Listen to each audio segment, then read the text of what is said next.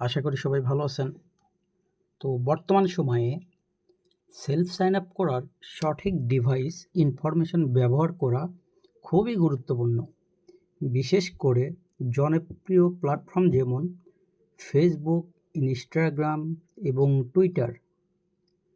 Self sign আপের ক্ষেত্রে user agent এবং ব্রাউজারের তথ্য অনেক বেশি যাচাই করে।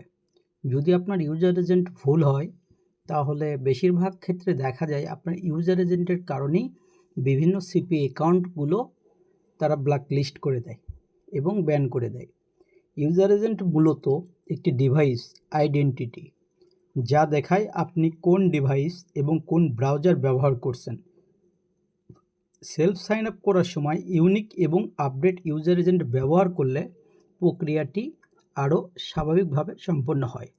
তো আমাদের ইউজার এজেন্ট ওয়েবসাইটে রয়েছে আলাদা ক্যাটাগরি, সম্পূর্ণ ইউনিক ইউজার এজেন্ট সংগ্রহের সুবিধা। প্রতিটা ইউজার এজেন্ট আপডেট এবং সহজে কপি করা যায়। তো এখন আপনাদের যেটা গুরুত্বপূর্ণ বিষয় সাথে শেয়ার করি, হয়তো কেউ কখনো বলবে না। তো আমাদের এখানে আছে ইউজার এজেন্ট বিভিন্ন কান্ট্রি ভেদে, কান্ট্রি সিলেক্ট করে কিন্তু আপনারা ইউজার এজেন্টগুলো সংগ্রহ করতে পারবেন। সাপোজ এখন হয়তো আপনাদের মনে প্রশ্ন আসতে পারে যে বিভিন্ন কান্ট্রির কি লাগবে সাইন আপের ক্ষেত্রে, সেলফ সাইন আপের ক্ষেত্রে? হ্যাঁ, 100% শিওর। কেননা আমি আপনাদেরকে একটু ক্লিয়ার করে দিই। ইউজার এজেন্টের ক্ষেত্রে সাপোজ আপনি যখন ইউনাইটেড স্টেট সাইন আপ করবেন তখন কিন্তু জাস্ট একটা লাগবে ইউনাইটেডের জন্য।